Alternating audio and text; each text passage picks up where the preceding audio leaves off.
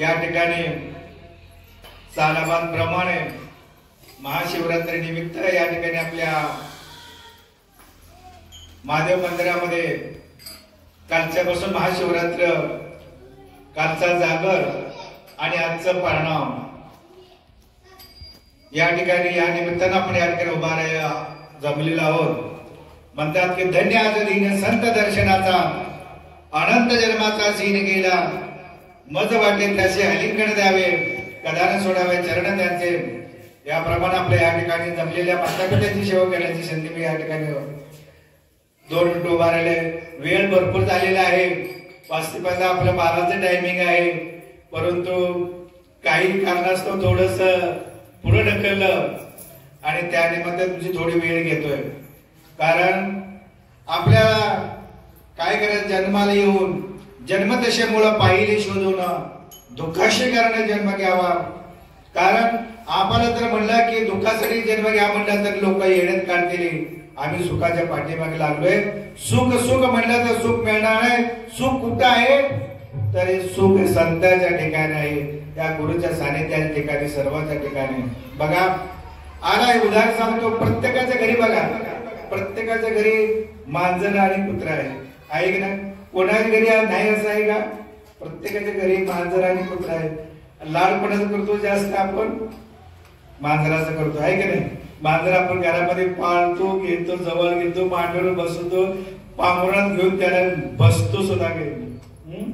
तसं कुत्र्याला आपण घेतो का जवळ? कुत्र्याला आपण जवळ करत नाही. कुत्र्याला आपण बाहेर हाकलतो, कुत्र्याला बाहेर.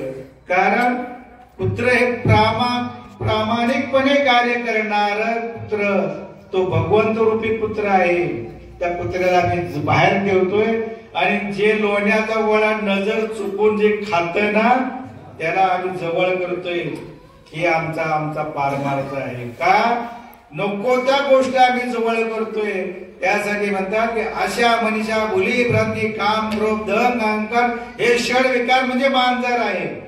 षड विकार रूपी मांजर आम्ही घरामध्ये घेतोय आणि ज्याला भगवंताचं रूप आहे त्याला ज्यानं काय भगवंत 24 तास पाठीशी उभं राहणार, प्रत्येक संकटाला धावून येणार जे भगवंता रूपी कुत्रा आहे त्याला आम्ही बाहेर ठेवतोय.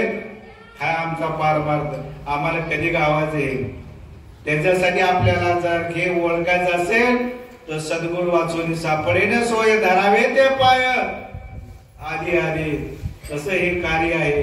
म्हणून प्रत्येकाने माता पिता प्रत्येकाने काय करायचं, जे मागलं आहे ते सगळं आता तरी पुढे हाच उपदेश नका करू नाश आयुष्याचं. झालं गेलं, आता तरी झालं, मागलं सोडा, पण आता तरी पुढं आपल्याला सद्गुरू वाचून सद्गुरूचं ज्ञान घ्या, त्यातून आपलं कार्यभार करा आणि ओळखारे वस्तू सांगणारे कृपा नका आढळाना जाऊन जाणे. कारण हे झाले आता तरी, पण सोडा. पुढं काही पुढचा दिवस सांगता येत नाही. आज आहे उद्या सांगता येत नाही. गडीचा भरवसा नाही. तर हे गडीचा भरवसा जर आपल्याला खरं काय घ्यायचं असेल तर भगवंताचं रूप, भगवंताचं नामस्मरण तेच फक्त आपल्या सोबत येणार नाही. बाकी कोण येणार नाही. बायका येणार नाही, पोरं येणार, प्रपंच येणार, कुठलं येणार. महाराजांचं अहो महाराज विचारायचं, अहो तुम्ही कार्यक्रमाला नाही हो, आम्हाला कामच होतं की काम होतं की अर्जंट जाणंच गरजेचं होतं. पण नको त्या गोष्टी आम्ही त्याला कवटाळून धरतोय. भगवंताचं जे ज्ञान आहे ते आम्ही बाजूला ठेवतोय. असं काय करू नका. फक्त जास्त बोलणं भरपूर आहे पण वेळेच्या बंधनामुळं